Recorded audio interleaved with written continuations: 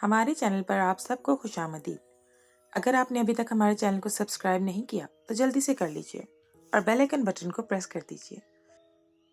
मेरा अभी शादी करने या घर बसाने का कोई इरादा नहीं था, लेकिन हालात के पेश नज़र मुझे ये फैसला करना पड़ा था और ये फैसला मेरे लिए काफ़ी सब्र आजमा साबित हुआ था। बहुत मजबूरियों मुझे एक 13 साल लड़की से शादी करनी पड़ी थी। वो लड़की मेरी कौन थी और ये शादी कैसे हुई? लड़की के इतनी कम उम्र होने के बावजूद मैंने शादी के लिए रजामंदी क्यों जाहिर की, इस बारे में आपको मैं बाद में बताऊंगा। अभी तो मैं आपको असल कहानी सुनाने जा रहा हूँ, जिसे सुनने के बाद आप फैसला करेंगे कि मैंने सही किया या गलत। क्या मुझे अपनी बीवी के साथ ये सब करना चाहिए था? मैंने उसके साथ कोई नाहक ज्यादती तो नहीं करती थी। मैं अपने कमरे के दरवाजे पर पहुंचा ही था कि मुझे कमरे में हल्की हल्की सरगोशियों की आवाज़ सुनाई देने लगी। मैं अच्छी तरह जानता था ये आवाज़ किसकी है। मेरी समातों से ये सरगोशियां टकराईं। मैं बखूबी वाकिफ था इस तर्ज कलाम से। मैं बिल्कुल भी लाइल्म नहीं था कि मेरी 13 साला बीवी के साथ इस वक्त कमरे में कौन मौजूद है और इन सरगोशियों के पीछे क्या राज छुपा है। इसीलिए मैंने कमरे में जाने का इरादा तर्क किया और अपने कदम वहीं रोक लिए और एक कोने में जाकर खड़ा हो गया। थोड़ी ही देर गुजरी थी कि कमरे का दरवाज़ा खुला और मेरी बीवी के साथ सरगोशियों में मसरूफ शख्स बाहर निकल गया। उसके निकलते में कुछ लम्हों में ही बाद कमरे में मैं दाखिल हुआ। मेरे हाथ में एक पिटारा था। मेरी बीवी मेरी इस अचानक आमद से थोड़ा सा ठटकी और परेशानी से मेरे हाथ में पकड़े पिटारे की जानिब देखने लगी। मैंने अपनी बीवी की तरफ वो पिटारा बढ़ाया तो वो हैरत से मुझे तकने लगी। पिटारा देखकर वो कहने लगी, ये क्या लेकर आए हैं आप? मैंने उससे कहा, ये तुम्हारे लिए खास तोहफा है।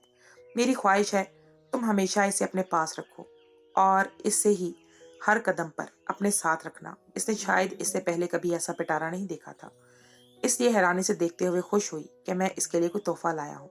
इसलिए खुश होते हुए मुझे देखा और फिर पिटारे को थाम लिया। वो समझ ही नहीं पाई कि इसमें से क्या निकलेगा। खुशी के आलम में उसने जैसे ही इस पिटारे का ढक्कन हटाया, उसकी चीख से सारा घर गूंज उठा। हर तरफ उसके चीखने की आवाजें थी। दहशत के मारे उसका चेहरा सुर्ख हो गया था।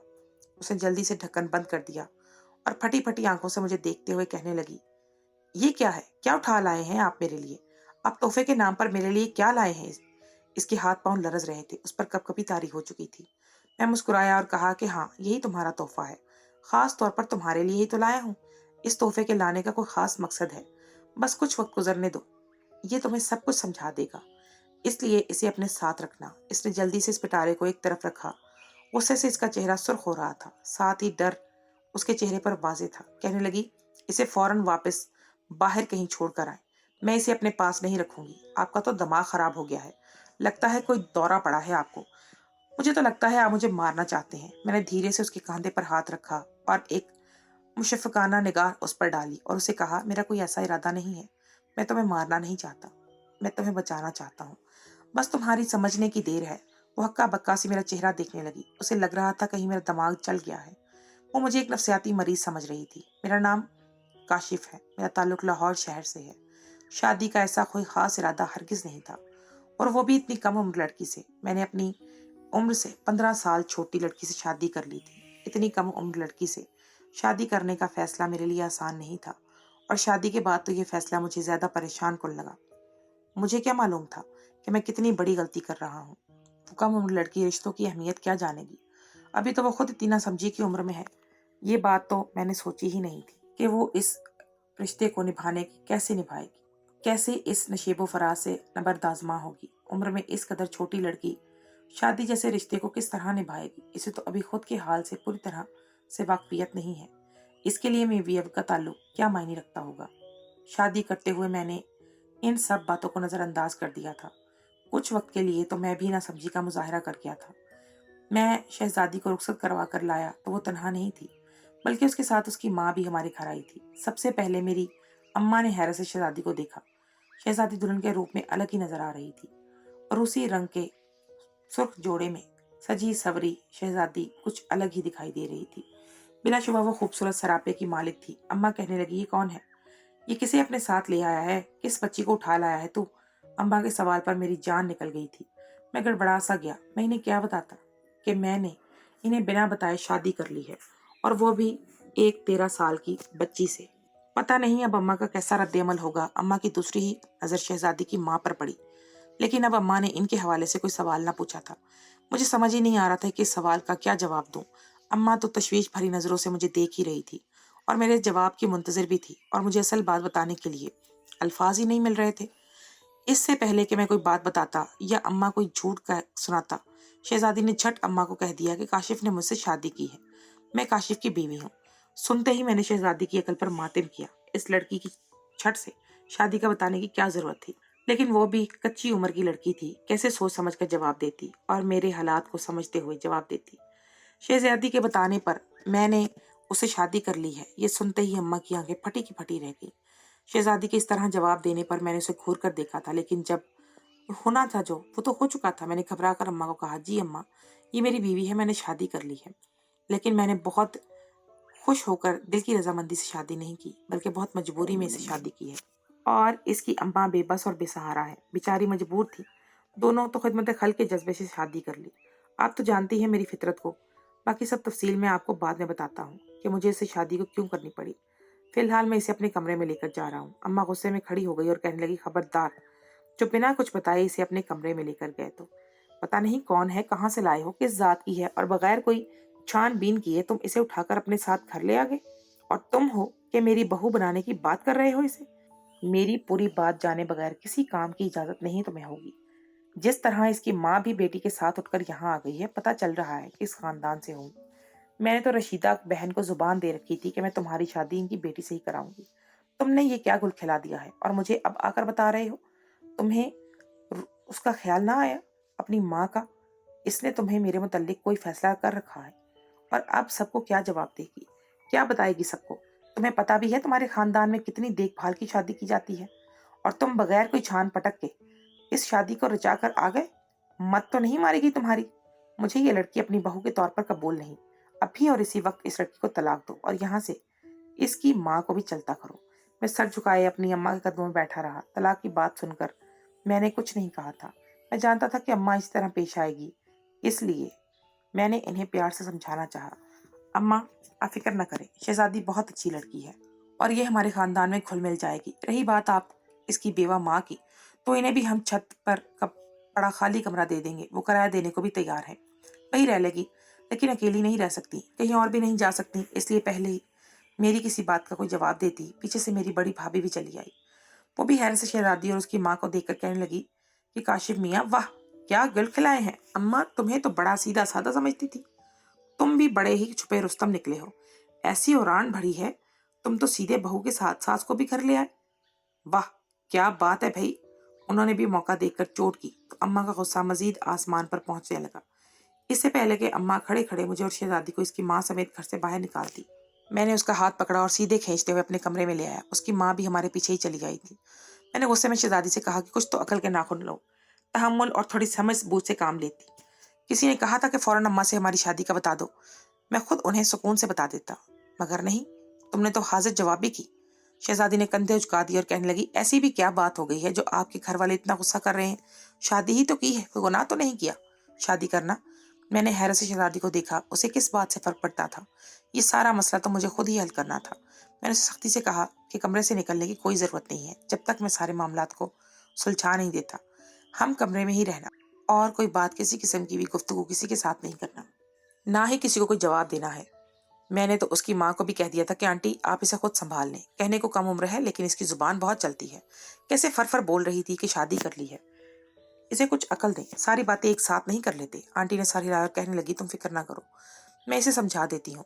ان دونوں ماں بیٹی کو اپنے کمرے میں چھوڑ کر میں اماں کے قدموں میں پہنچ گیا، ان کو منانے کی کوشش میں لگا رہا، بہت منتیں کیں، اپنی مجبوریاں بتائیں، بڑی مشکل سے میں نے اماں کو منا لیا اور انہیں بتایا کہ میں نے شہزادی سے کیوں شادی کی ہے۔ اماں نے آنکھوں میں آنسو بھر کے کہا، جب تو نے شادی کر ہی لی ہے تو پھر نبھا بھی لے، ہم سے کیا پوچھتا ہے، سارے فیصلے تو خود سے لے لیے، اب اس کو نبھا بھی۔ ایک تو اتنی چھوٹی عمر کی لڑکی سے شادی کر لی اور اوپر سے اس کی ماں کو بھی ساتھ اٹھا لا کر کھڑا کر دیا۔ رشیدہ بہن کے آگے ہماری عزت تو خاک میں مل جانی ہے۔ اس کی بیٹی شمیم کو میں پچھلے سال 2 سے تمہارے نام پر بٹھا چکی ہوں، اور اب وہ مجھے کتنا کچھ سنائیں گی، وہ تو اب میرے گلے پڑ جائیں گی کہ میں نے جھوٹے لارے لگائے ہیں اور پتہ نہیں کیا کیا، کہاں سے ان عورتوں کے چکر میں تو پھنس گیا، کہاں سے مل گئی یہ تجھے۔ بس یہ یاد رکھنا کہ یہ بہت چھوٹی بچی ہے اور میاں بیوی کے رشتے کو نہیں سمجھ سکتی، ابھی نہ سمجھ ہے، اس سے کوئی بھی تعلق بنانے سے پہلے یہ بات اچھی طرح سوچ لینا کہ بظاہر سیدھی سادی दिखने वाली इसकी माँ इतनी सीधी नहीं है, बस दिखने में ही सीधी सादी है और शरीफ नजर आती है। ये तुम दोनों की जिंदगी को जहन्नुम बना देगी। मुझे इस औरत से किसी भलाई की कोई उम्मीद नहीं है। याद रखना मेरी बात को। अम्मा उठकर अपने कमरे में चली गई और मैं बरामदे में ही बैठा रह गया। बड़ी भाभी घर के काम करती अजीब तंजिया नजरों से मुझे देख रही थी। मैं इनकी आंखों में तंज ही तंज की झलकियां छोड़कर नजरअंदाज करके आ गया। जब इनकी तंजिया नजर मुझ पर बर्दाश्त ना हुई तो मैं वापस कमरे में चला गया, जहां मेरी बीवी बड़े मजे से बिस्तर पर सो रही थी, लेटी।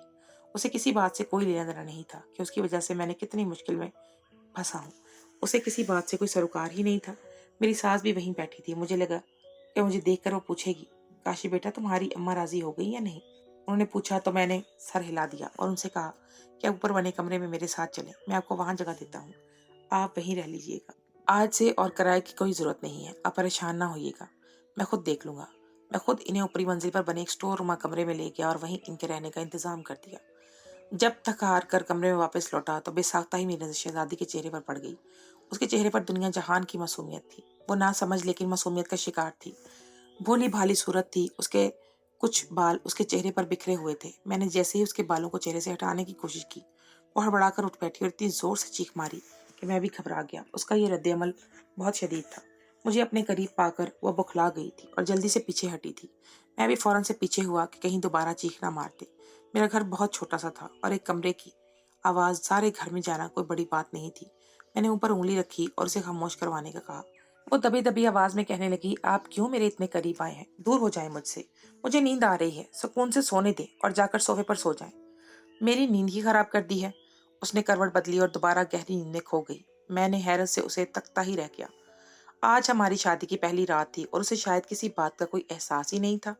मैं उम्र में उससे 15 साल बड़ा था, जवान था और मेरे अंदर जज्बात शोर मचा रहे थे। मैं उसे हासिल करने की तमन्ना लिए बैठा था। हमारा रिश्ता भी हलाल था, वैसे भी वो मेरे निकाह में थी और मैं उस पर पूरा हक रखता था। लेकिन इसके अंदाज देखकर मैं डर गया था, इसीलिए मैंने उसे छूने से भी गुरेज किया। मेरे होश उड़ाकर वो खुद बड़े सुकून से सोई पड़ी थी। 1 डेढ़ घंटे तक मैं यूं ही बेचैनी से करवटें बदलता रहा और फिर जब मेरी सब्र की हद खत्म हुई तो मैंने बेसाख्ता ही आगे बढ़कर उसे अपनी बाहों में दबोच लिया और उसके मुंह पर सख्ती से अपना हाथ जमा दिया ताकि वो कोई नया हंगामा ना खड़ा कर सके। कुछ ही लम्हे वो मेरी बाहों में तड़पती रही और फिर अचानक से बेहोश हो गई थी। उसकी बेहोशी ने मेरे चक्के छुड़ा दिए थे। मैंने सोचा था कि जबरदस्ती से अपना हक वसूल कर लूंगा। अगर एक दफा हमारा ताल्लुक कायम हो जाता तो मुझे दोबारा कभी जबरदस्ती ना करना पड़ती। वो खुद ही हमारे रिश्ते की नौयत को समझ जाती और कोई बखेड़ा न डालती। लेकिन अब तो मेरी जान पर बनाई थी। पता नहीं उसे क्या हो गया था। अचानक से यूं बेहोश हो जाना मुझे कुछ समझ नहीं आया था। मैंने जल्दी से पानी का ग्लास उठाया और उसके मुंह पर छींटे मारे, लेकिन उसे होश ना आया। दोबारा यही अमल दोहराने पर उसने मिनमिना कर आंखें खोली और घबरा कर उठ बैठी। रोते हुए कहने लगी, काशिफ, ये आप क्या कर रहे थे? आपने तो मेरी सांस ही बंद कर दी। क्या आप मेरी जान लेना चाहते हैं? मुझे मार देना चाहते हैं क्या? मैंने आहिस्ता से उसका हाथ पकड़ा और उसे समझाया कि देखो शहजादी, मियाँ बीवी का भी एक रिश्ता होता है, नया। तुम्हें मुझे वक्त देना होगा। मेरी बात पर उसने नासमझी से मेरी तरफ देखा और कहने लगी, आप अच्छी तरह जानते हैं कि मैंने ये शादी मजबूरी में की है। मेरा आपसे कोई ताल्लुक नहीं है। अगर मरते मरते मेरे अब्बा आपसे वादा करके ना मरे होते तो आप कभी ना मुझसे शादी करते, ना मुझे अपनाते, ना हमारे दरमियान कोई रिश्ता बनता। उसने मुझसे मुंह फेरा और दोबारा आंखें मूंद ली। मैं भी खामोशी से उठकर सोफे पर चला आया। नींद मेरी आंखों से कोसों दूर थी। मैं इस वक्त तन्हाई चाहता था। मुझे डर था कि अगर मैं दोबारा बिस्तर पर लेटा तो अपने आप पर काबू नहीं रख सकूंगा। शहजादी वाकई अभी बहुत छोटी थी और फिर ये शादी बस जल्दबाजी में हो गई थी, एक वादे के तहत। इसीलिए मैं खुद को और शहजादी को इस रिश्ते के लिए वक्त देने के लिए तैयार था। आज नहीं तो कल उसे मेरा ही होना था।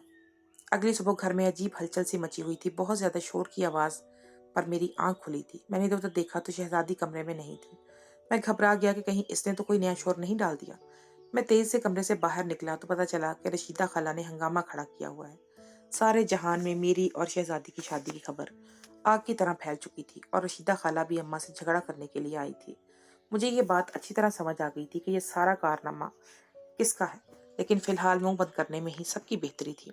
अम्मा रशीदा खाला को समझा रही थी, इसीलिए मैंने खामोशी से किनारा कर लिया, कुछ ना बोला। लेकिन पता नहीं कब शहजादी वहां चली आई और उसके कान में रशीदा खाला की बात पड़ गई। रशीदा खाला अम्मा से कह रही थी कि उसे अपने बेटे से पूछो तो सही, कहाँ से उठाकर लाया इस गंदगी की पोटली को اور بس یہی بات جا کر رشیدہ کی کہی ہوئی شہزادی کے دماغ پر لگ گئی، اور اس کے بعد تو اس نے ایسا بوال کھڑا کیا کہ میری اور اماں کی بولتی بند ہو گئی تھی۔ میں سوچ بھی نہیں سکتا تھا کہ وہ اتنی سی عمر میں اتنا بڑا جھگڑا کر سکتی ہے۔ اس کا انداز بڑا ہی حیران کن تھا۔ تھوڑی ہی دیر میں رشیدہ خالہ کانوں کو ہاتھ لگاتے گھر سے باہر نکل گئی۔ اماں نے نفرت سے مجھے دیکھا اور کہنے لگی، یہ ہے تیری پسند؟ اسے لے کر آیا ہے تو؟ دیکھ لے، اس نے سارے جگ میں ہماری ناک کٹوا دی ہے، ابھی یہ شرمندہ کروا کے رکھ دیا۔ رشیدہ یہ سب گھر جا کر بتائے گی۔ کاشف کی بیوی کی زبان گز بھر کی ہے، لحاظ تو نام کو نہیں۔ دیکھ لو اپنی آنکھوں سے اپنی بیوی کی تربیت کو۔ کل کو یہ نہ کہنا کہ ماں نے الزام لگا دیا ہے۔